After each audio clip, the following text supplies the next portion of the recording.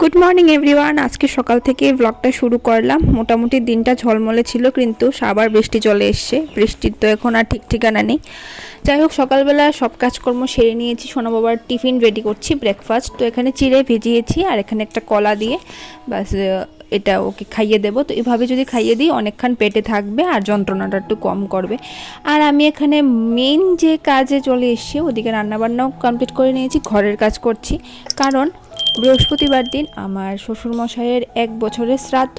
তো যার জন্য আর কি ধোয়াধাই সব কিছুই করতে হবে। কিচ্ছু করিনি এতদিন, কারণ আমার কিছুদিন আগে আর কি একটা কাকা শ্বশুর মারা গেছিলো। যেহেতু ধোয়াধাই ছিল, তাই এতটা ধুতে হবে না, মোটামুটি করতে হবে। যাই হোক, সব কাজকর্ম করছি। আর বৃষ্টি তো একের পর এক লেগেই আছে। আর দেখো কত কাপড় চোপড় হয়েছে, বাইরে আরও অনেক কাপড় চোপড় আছে।